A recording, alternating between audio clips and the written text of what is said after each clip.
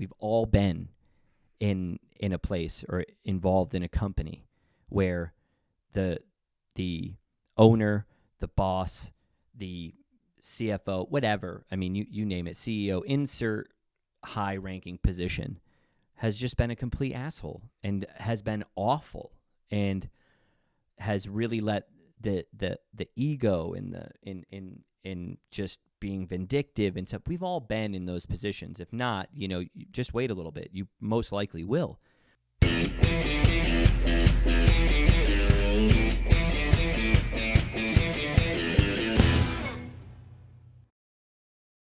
All right, everybody, welcome to the Live Sculpted podcast. Wouldn't it be ridiculous if I really did talk like that?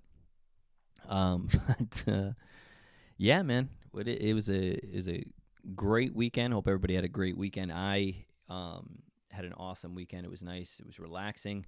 I got a ton done business-wise. I got a ton done just personally. I was able to get a lot done. My 2 cats are getting spayed and neutered today, so that's awesome. It's so strange, like, getting your animals together to get them to do something that they need to do, and it's smart to do it, but you just feel so bad doing it. They're so cute. That's really my life now, just 2 cats, and that's pretty much it. So this past weekend, I enjoyed a good Sunday. I got a lot of business stuff done. I took about 45 minutes and got some things done that I wasn't able to do during the week. And I also took a nice ride on the Aerodyne bike. And those of you who have been here, those of you who own an Aerodyne bike, immediately it is the worst thing. It's the best thing ever made for the fitness industry, I think. It is a bike made from hell, and it has a fan on it, and you're able to use your arms and your legs. So it's a real good full-body respiratory roller coaster of awesomeness, and it's so bad.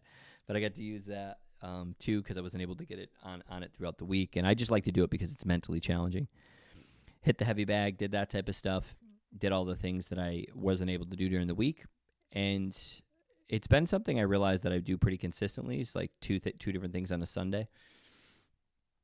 And it's just kind of part of how I feel good about it. I have a video I released on Instagram about that. And it's something I feel strongly about, with just working a little bit sometimes even, or just doing something that you need to do on days where most people don't do it, and Sunday seems to be that day. So, giving myself an hour and a half to do some business stuff and then actually some good stuff for your own body is also a good idea. So that's just all I did, really. But, it would seem that over this past maybe 4 months, 5 months, I've been able to really pinpoint kind of who I am as a business owner, who I am as a person. And it's kind of gone full circle to call myself out on, my own bullshit. And I think that we all do it. And it's really good to be able to take a better look at yourself and realize that you might just be, doing some of the wrong things or some of the things that you don't need to do. So I was talking about leadership, and I was stacking some of the books that I have read this year. Well, 2 of the books that I read is one of them is Leadership Strategy and Tactics Field Manual. It's a really easy, good read by Jocko Willink, and it was awesome. And those of you who are deeply immersed in the podcast world understand or know who Jocko is. Jocko Willink is. He's phenomenal. And then I read the book Extreme Ownership. How U.S. Navy SEALs lead and win. I mean, that's kind of like they do that, and then they talk about it in a tactical sense, like with that, and then they also talk about it in a business sense of how it applies. So I really like that. But talking about leadership and some of the prices and some of the things that I've been reading in a couple other books I read about 2 years ago, that was more on the emotional side. These are more like things that you would actually do and really checking your ego, that type of thing.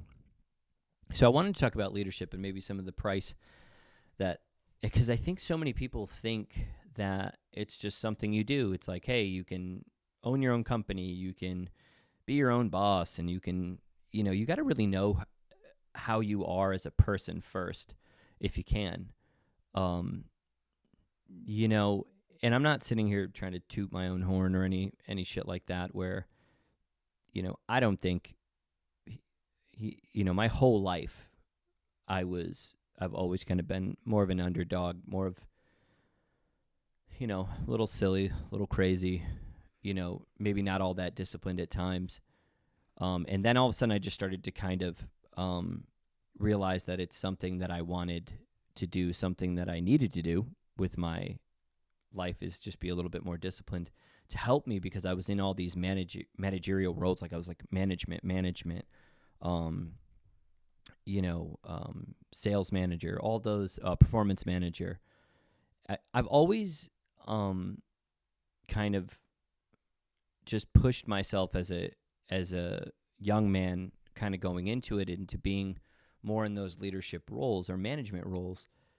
And it's not what it's all cracked up to be. I mean, you have to be very resilient. And being that I'm in a head of leadership, I am the leadership role now. It's hard, man. Like I don't think people talk about it enough to better understand why it's so hard, or that regardless, it's going to be a tough road. In any sort of leadership or management or second in command, third in command, any of those types of things. And I mean that in a sense of what that actually means emotionally to you, what it actually means to what you do with your life. And I think that, people of great leadership have suffered quite a bit. I mean, that's one thing that they all seem to have in common, is that people with great leadership skills all have suffered. They all have pushed themselves. They are usually the people that are gone on the path less traveled. And, some of us really will attack that statement, because then they see all these people who are privileged, or so they talk about privilege, and they talk about what those people have done to get to some of those places. And now here's my thing about that. Those people are always found out later. Those people will always get outed. And I mean that, like, the people who've been given positions or leadership roles just given to them, and with no practice involved, they get exposed afterwards with either how bad they do a good job of it. We've all been in a place or involved in a company where the owner, the boss, the CFO, whatever, I mean, you name it, CEO, insert high-ranking position, has just been a complete asshole and has been awful, and has really let the ego and in just being vindictive and stuff. We've all been in those positions. If not, just wait a little bit. You most likely will, which is why this type of leadership type of talk needs to be done. And I think it's like great leaders, the difference is those people who've been put into power, or those people who have been really vindictive and not a very good leader, and forced a lot of people to quit, and created a hellish work environment, most of that has been exposed. Like, most of the people who aren't going to facilitate growth, most of the people who are just not all that great of leaders, they all get exposed. Now, I'm not sitting here saying, like, I'm not, and I'll get into myself in a second, just in like how my experience has been. But like I said, we've all had that boss or that owner that is just a real asshole and just not a good leader. They might be a good boss, but they're not a good leader. Like, you're not going to follow them into anything. So great leaders, in my experience, the reason why they're great leaders is because they were around great mentors, or they were around bad mentors or bad leaders or bad bosses that they didn't agree with, and they went the other way. So you can learn from a negative experience, and you can learn from a positive experience. It's how you learn. So I've been through it. I've had awful bosses, like just terrible. And then I've had really great ones. So I've had, like, I actually say it's like 50-50. I've had people who have really impacted my life in a real positive way, taught me the right thing, or taught me some great ways and techniques I can do certain things, so I can have the confidence that I have, and it's always been validated by results. So that's good. And like I said, we've all had people that you just detest, you cannot stand. And you know what? You'll learn something from them too. You'll learn how to not do things, which is important. And having those two experiences, or those two types of experiences, can help you in your own life. So it's really about just like how people do things and how you learn afterwards. So for people who want to be in a more leadership role, it's important to know that it's not all what it's cracked up to be, and I have always, in my past, with every job, every sort of project, well, not every sort, but mostly I'm the number two guy.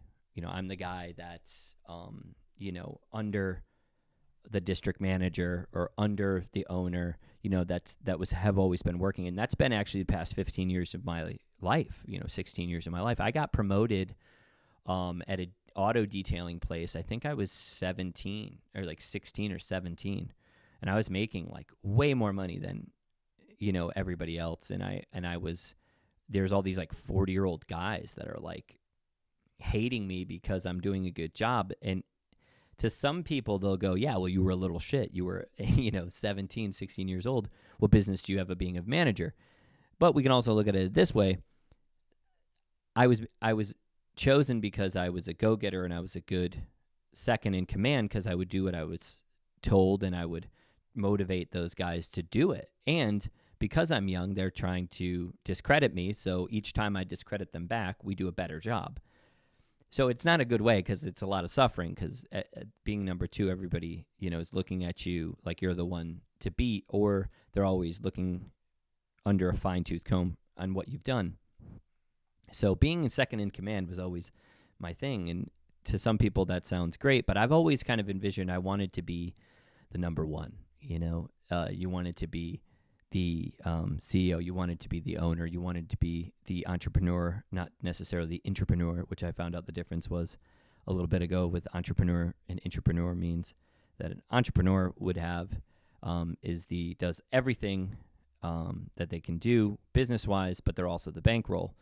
And an intrapreneur is somebody who does everything the entrepreneur does, but doesn't put up the cash, doesn't put up the money. And I just slowly started to know that. So I was talking about it this week. It was a very good meeting. We had an awesome, staff meeting, and everybody's just so motivated, and everybody motivates me, so it's great. But it's so amazing to me how long I noticed that I was trying to be a number one guy, the head guy, with the second in command mentality. Now, what does that mean? The second-hand guy, the guy that I've been for the past 15, 16 years, can still blame stuff on the owner, can still blame stuff that they did wrong on something. But the difference is now that when you're number one, you can only blame it on yourself. So there's no excuses. You always have to take ownership of what you own and what you're doing. So if you're not seeing results, it's my fault. If you're not seeing results, it's our fault. If you're the number one, it's really important to call yourself out on that. And I have in the past. I'm not saying I haven't or not look past some things. But I was thinking about that in sense of what a lot of people do. So what type of leadership role do you want to be in? What price are you willing to pay?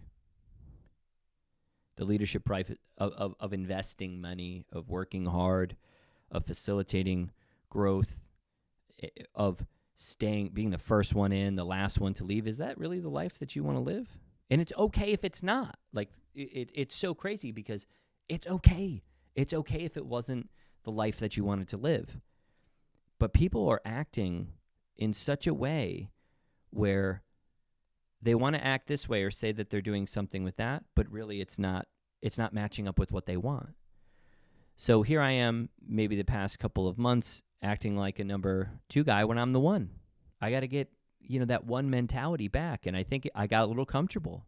I got a little too comfortable. I'll admit it. And I think that it's bullshit that people won't call themselves out on it. I mean, I'll say it. I got a little comfortable, a little too comfortable. So it's important to call yourself out on what you actually want out of this life, business-wise, what type of position, what type of life you want to lead or live. And I was thinking about all the times where I've been in good leadership roles where, I'm the second command, and I'm always going to be, I was just leaving people behind. And it didn't make a lot of friends doing that. I was always outperforming, outselling, outworking. And that's kind of all I have. I'm not really all that talented. I'm not even all that smart. I just have a better work ethic than most people. It's like a better drive. I kind of found that I wanted to work with people at a very young age, so it was very helpful. But you have to figure out what type you want. Do you want to be the first in command? Do you want to be the leader, the one that everybody follows into battle, that type of thing? I mean, you could be a bad leader, which I don't even consider people who are bad leaders. I just consider them owners or bosses or whatever. So if you want to be a good leader, there's a couple things that you can expect to have to do and things that you're going to do. So one is, it gets pretty lonely. If you're really that type of go-getter, it's very lonely, when you're really working really hard for something, because you have to see the vision in your head, and it's not about what anybody else thinks. I stopped caring, and I mean this. I have mentors that I would give a shit what they think. I have friends that, to an extent, I would give a shit what they think, and the same with my family. But there comes a certain time when you have to work things out in your head, and it gets very lonely because you do have to work things out in your head. You have to listen to mentors, but not too much. You have to listen to family, but not too much. You have to listen to friends, but not too much. And it's this fine line. So loneliness definitely is going to happen. If you don't have that willingness and ability to be alone, then it becomes kind of an issue. The other one is and I'm break it down. What I think that means is courage, and I mean that strength under pressure. So when you've drained your bank account, which how many times have I done? Drained your bank account and invested in yourself. That is the scariest thing you will do, and that takes courage and that's strength under pressure. You have an opportunity. You have to choose the opportunity properly. Is it an opportunity for you? Maybe not. But it's important, so you have that. And if you don't have the courage to do it, it's just not going to be there. So you need to have courage, and you also need to have strength under pressure with the things that you want to do in your life. You have to take control of your health. You have to take control of your wellness. You have to take control of your financial well-being. That all takes courage. So more responsibility is not as much fun, So, the other one would be you're pretty restless. You're constantly waiting to get to the next thing to do. You're like always waiting for something to grow. Boom, that's done. On to the next one. Now, it's important to know that just because you're restless, just because you're doing things, I think it's important also to know that you can be happy with what you've done so far. You can be happy. But you also need to know it's okay not to settle to stay there. Like, you can be happy with what you've done and still want more. Does that make sense? It's like you can be cool. Okay, this is great, but I still got to do it again, And having that mentality has been very helpful, very, very helpful to kind of never stay comfortable, which is also another one. So you have to be okay with being uncomfortable. You have to be okay with starting again. I've walked away from opportunities that were great opportunities, and then that decision has put me on somebody's floor or couch, or putting my mattress on the ground because I moved out and I couldn't afford things, and for 6 months. So you have to know that you're not down and out, that you just made a decision for yourself, and it's an uncomfortable one, but you got to just do it, So that helps with good leadership, because usually that means like you can empathize with people's situations and you can better understand. You have you're better versed in the world and how very cruel it can be. And I'm smiling because it's happened so many times, and I'm thinking about every time that I sat there and said that this is not my reality. This is just my circumstances right now, and I'll move on from it. And if you guys only knew, I'm going to say that probably like legitimately has happened in the full dramatic sense of me saying it while laying on a hardwood floor. I would say it's probably happened like 6 times, 7 times and I'm only, 32. So I'm not sitting here claiming to know everything. I definitely do not. And I'm always eager to learn, which is also another thing that a great leader, or that somebody who's eager to lead, would do, is check your ego, man. I mean, it's like you got to be a student too. You got to be able to. Being a good leader doesn't mean that you're telling people what to do all the time. Being a good leader means that you be somebody worth following, and usually it's because you've understand the situation of somebody, your second in command, third in command, fourth in command, or just understood the people that are actually following you, or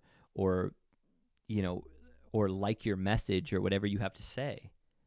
So making sure that you check your ego is such a huge deal.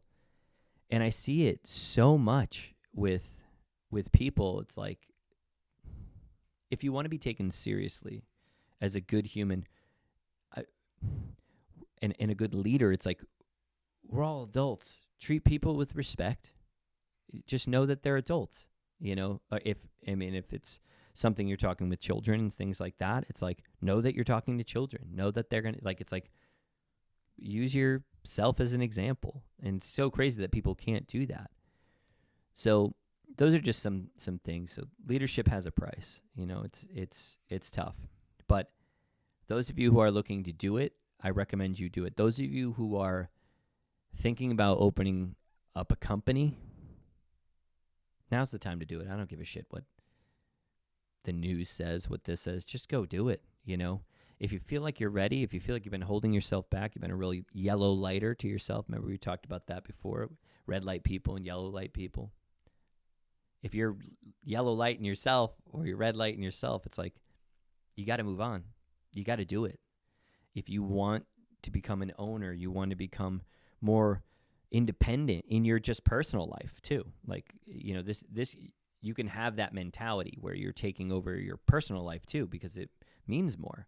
How much time do we all waste doing things that we kind of don't really need to do? We're just literally wasting time. I've been monitoring my TV lately. Like the other day, I just watched like 8 hours of Sugar Rush. Sugar Rush? Yeah.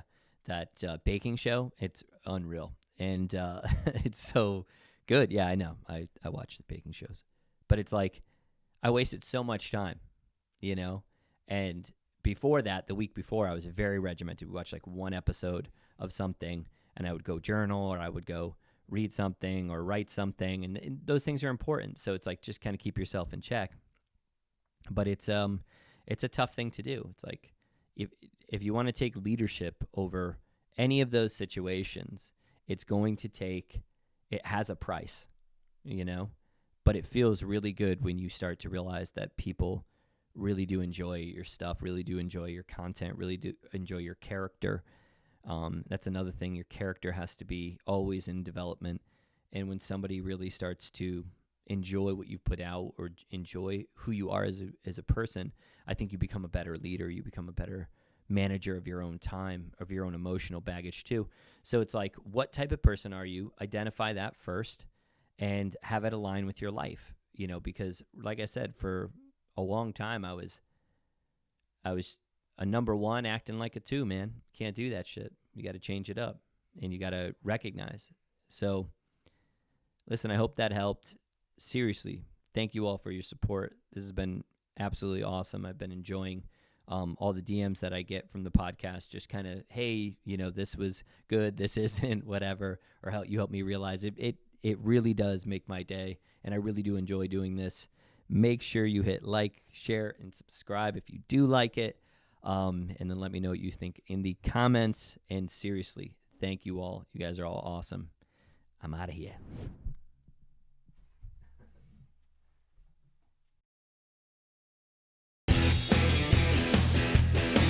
Live Sculpted.